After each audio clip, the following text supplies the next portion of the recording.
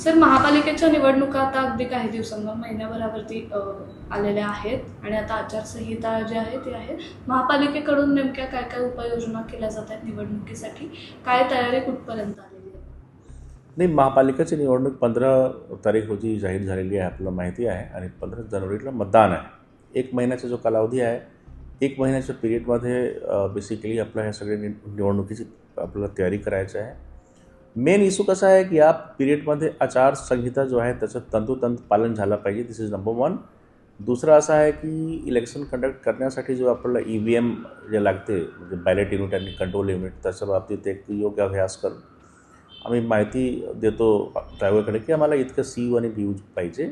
तिसरा इश्यू असा आहे की आम्ही याच्यामध्ये प्रत्येक ठिकाणी म्हणजे किती ठिकाणी आम्हाला निवडणूक निर्णय अधिकारी लागणार आहे, किती ठिकाणी निवडणूक निर्णय सहाय्यक अधिकारी लागणार आहे, त्याची नियुक्ती करून त्यांचे ऑफिस सुरू करणे, हे सगळे काम आपण केलेलं आहे. मेन कसं आहे की या ठिकाणी जे आपले उमेदवार आहेत या लोकांना बरोबर माहिती पुरवणे, त्यांच्यासाठी सिंगल विंडो सिस्टम, जेणेकरून त्यांना म्हणजे प्रत्येक छोट्या छोट्या गोष्टीसाठी इकडे तिकडे जाण्याची वेळ येऊ नये, म्हणून आपण एक सिंगल विंडो सिस्टम पोलीस डिपार्टमेंटसोबत मिळून करतो आहे. तसेच बाकी जे काही टोटल जे इन्फॉर्मेशन पाहिजे ना की आचारसंहितामध्ये पॉलिटिकल पार्टीचं काय रोल आहे, प्रशासनाचा काय रोल आहे, किंवा आचारसंहिताचे नियम काय असते, याची सखोल जानकारी म्हणजे पूर्ण माहिती जी आहे ते आपण पॉलिटिकल पार्टीचे लोकांना मी दिलेली आहे ऑलरेडी एक मीटिंग घेऊन. तर पूर्ण तयारी आपण करतो आहे. इथे निवडणुकीच्या बाबतीत कसं आहे की अतिशय म्हणजे आपल्याला निष्पक्ष राहून, तसेच एक म्हणजे खूप स्ट्रिक्टली प्रोफेशनल भूमिकामध्ये राहून महापालिका प्रशासन या ठिकाणी काम करत आहेत. त्याच्यामध्ये पोलीस डिपार्टमेंट, महसूल विभाग तसेच महापालिकेचे अधिकारी हे तिघांच्या समन्वयाने हा इलेक्शन कंडक्ट आम्ही करतो आहे. यासाठी जे काही आवश्यक तयारी आहे सगळी केली आहे.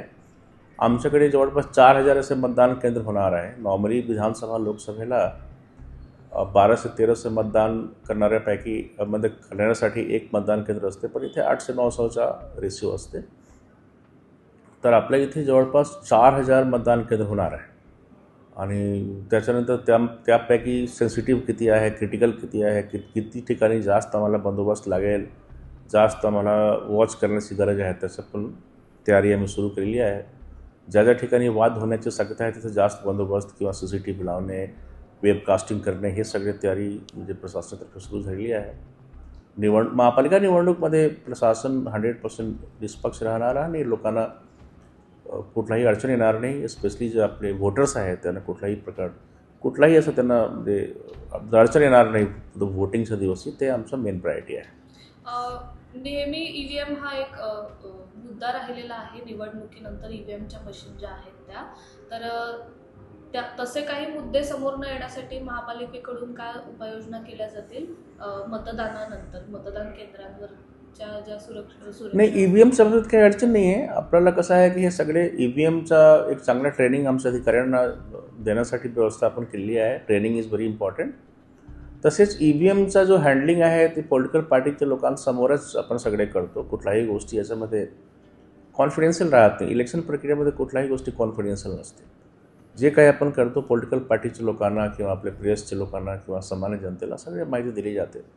तर असा कुठलाही प्रकारचा प्रॉब्लेम होण्याचा प्रश्नच येत नाही.